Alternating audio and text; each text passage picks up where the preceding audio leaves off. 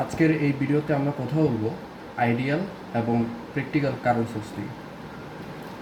তো প্রথমে আমরা দেখে নিই যে কারেন্ট সোর্সটা দেখতে কীরকম হয়। কারেন্ট সোর্সটা দেখতে মোটামুটি এরকম হয় যে এটা হচ্ছে কারেন্ট সোর্সটা, এই যে সার্কেলের ভিতরে যেটা আছে সেটা হচ্ছে কারেন্ট সোর্স, যেটা আইএস পরিমাণ কারেন্ট তৈরি করতেছে, এবং ওই কারেন্ট সোর্সের প্যারালালি আরএস একটা ইন্টারনাল রেজিস্ট্যান্স থাকবে। মোটামুটি কারেন্ট সোর্স দেখতে মোটামুটি এরকম দেখায়, এবং এই দুইটা পয়েন্টের অ্যাক্রস একটা ভোল্টেজ থাকবে, সেটা পরের কথা, পরে আমরা আসতেছি। তো এখন কারেন্ট সোর্স দুই ধরনের হইতে পারে, যেটা বললাম যে একটা আইডিয়াল আর একটা হচ্ছে প্র্যাকটিক্যাল। আইডিয়াল কারেন্ট সোর্সটা কীরকম? আইডিয়াল কারেন্ট সোর্সটা হচ্ছে এই যে আরএসটা ইন্টারনাল রেজিস্ট্যান্সটা, কারেন্ট সোর্সের ইন্টারনাল রেজিস্ট্যান্সটা আইডিয়াল কেসে আমরা ধরে নিই যে ইনফিনিটি। আইডিয়াল কেসে আমরা ধরে নিই যে internal has a infinite internal resistance, তবেই ওই সোর্সটাকে আমরা আইডিয়াল কারেন্ট সোর্স বলতে পারি। এবং which and it delivers the energy at a specified current, এনার্জিটা দিবে একটা স্পেসিফাইড কারেন্টে, which is independent of the voltage across the source. এই জিনিসটা আমাকে খেয়াল রাখতে হবে, এই দুইটা জিনিস, যে আইডিয়াল হইতে হলে তার ইন্টারনাল রেজিস্ট্যান্স ইনফাইনাইট হইতে হবে, এবং যে কারেন্টটা সে দিবে should be independent of the voltage across the source. ধরেন এটা হচ্ছে ভোল্টেজ অ্যাক্রস দ্য সোর্স, আর আরএসকে আমরা বলতেছি RS is equal to infinity. Infinity কীভাবে হইতে পারে? যে কোনো একটা ইনসুলেটর এখানে বসাইতে পারে, বা সার্কিটটা ব্রেকও করে দেওয়া যায়। সার্কিটটা মাঝখানে ব্রেক করে দিলে আইডিয়ালি আমরা বলতে পারি যে এটা একটা ইনফাইনাইট রেজিস্ট্যান্স। তো এবার দেখো যে আইএসটা এদিক দিয়ে আসতেছে, এই এন্ডে আই কতটুকু আসতেছে সেটা আমার দেখতে হবে।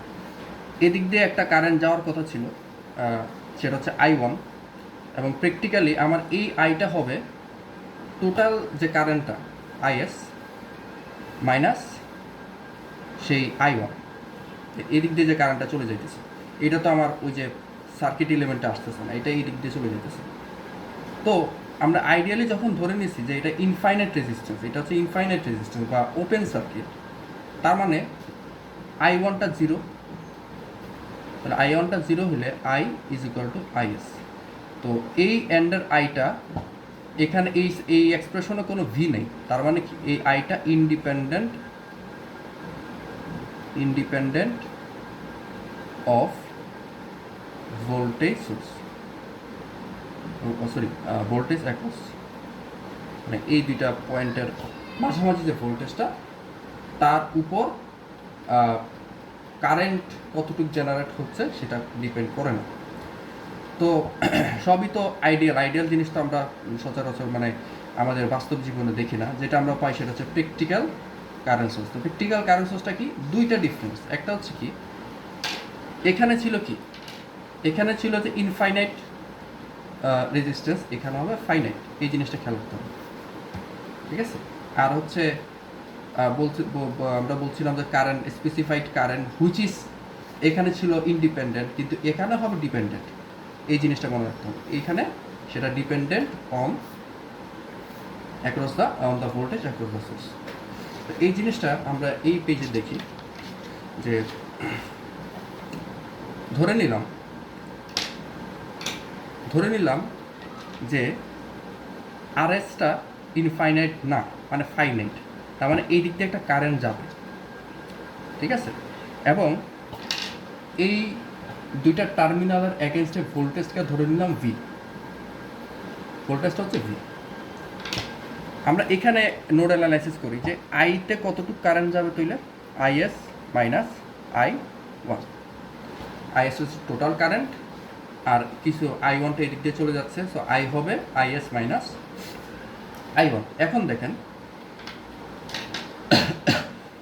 এই যে ভোল্টেজটা, যেহেতু দুইটার কমন পয়েন্ট, তার মানে I1 RS, এখানে যে ভোল্টেজটা আছে এই ভোল্টেজটা হচ্ছে I1 RS should be equal to V.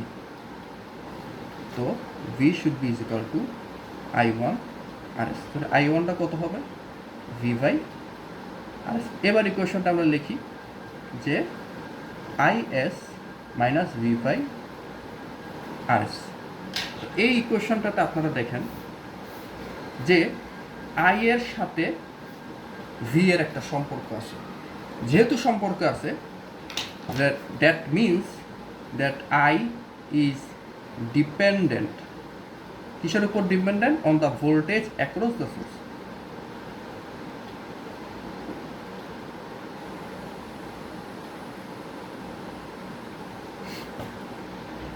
ঠিক আছে, এই ভোল্টেজটা হচ্ছে ওই সোর্সের অপর প্রান্তে যে আমরা সার্কিট এলিমেন্ট, এখানে একটা সিম্পল তারও থাকতে পারে, সিম্পল একটা বাল্ব থাকতে পারে, বা একটা কমপ্লেক্স সার্কিট এখানে থাকতে পারে। এটা স্পেসিফিক্যালি কোনো কিছু বলা নাই, বা এখানে এই দুইটা পয়েন্টের এন্ডে মানে পয়েন্টের মাঝামাঝি যে কোনো কিছু হইতে পারে।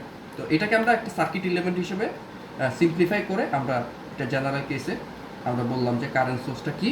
তো কারেন্ট সোর্সটা দেখতে কীরকম সেটা দেখলাম, যে একটা কারেন্ট সোর্স থাকবে, তার অ্যাক্রসে একটা রেজিস্ট্যান্স থাকবে প্যারালালি, এবং সেই রেজিস্ট্যান্সটা যদি ইনফাইনাইট হয় তাহলে সেটা আইডিয়াল, আর যদি ফাইনাইট হয় সেটা হচ্ছে প্র্যাকটিক্যাল। এবং প্র্যাকটিক্যালটা ডিপেন্ড করতেছে কিসের উপর?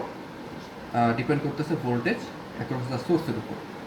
ঠিক আছে, কেন ডিপেন্ড করতেছে সেটা আমি এখানে এক্সপ্লেন করছি, যে লাস্টে এক্সপ্রেশনটা এটা আসে, তো আইটা ভি এর উপর ডিপেন্ড করতেছে। তো আজকে এই পর্যন্তই, পরবর্তীতে আমরা এটা নিয়ে অনেক এক্সাম্পল করবো।